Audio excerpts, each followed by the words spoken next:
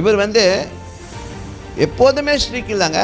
சில இடங்களில் பாருங்கள், அவருடைய மனசில் கொஞ்சம் ஈரமும் இருந்துச்சு.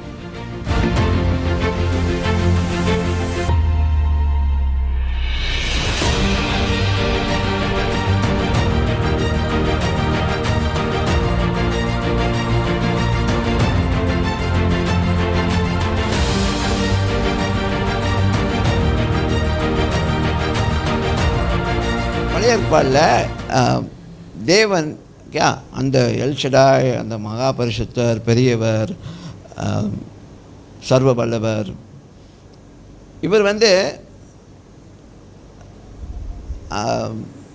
எப்போதுமே ஸ்ட்ரிக் இல்லைங்க. சில இடங்களில் பாருங்கள், அவருடைய மனசில் கொஞ்சம் ஈரமும் இருந்துச்சு.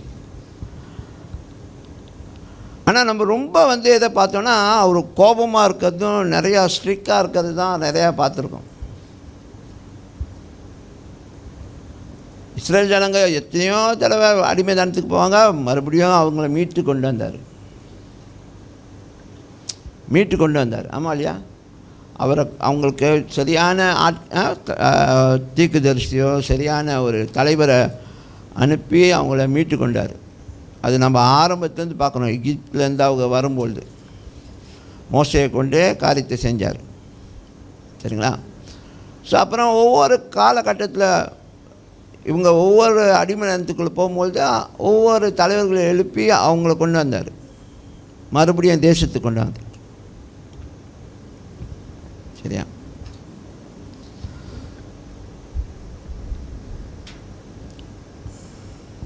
ஸோ அப்போ அந்த நம்ம என்ன பார்த்தோம், அவர் அப்பப்போ காப்பாற்றி கொண்டு வந்தார்.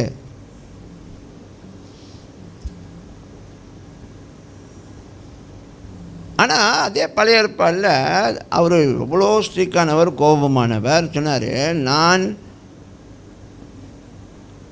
என்னது, ஐம் நாட் ஃபாஸ்ட் டு எங்கர்ன்றாரு. நான் ரொம்ப சீக்கிரம் கோபம் அடைகிற ஒரு நபர் கிடையாதுன்றாரு. ஒரு வசனம் இருக்குது, he is slow to anger, quick to show compassion. அவர் சீக்கிரத்தில் மனதுருக்கம் உடையவராக தாமதப்படுத்துவாரா என்னதை, கோபத்தை அப்படின்னு சொல்லி. ஸோ அப்போ அந்த கேரக்டரை தான் இப்போ எங்கே ஜீசஸ்குள்ளே நம்ம பார்க்குறோம். அப்போ பிதாவானவர் இயேசுக்குள்ளே என்னது, இயேசுவோடு இணைந்து இந்த புதிய உடன்படிக்கைக்குள்ளே வராரு.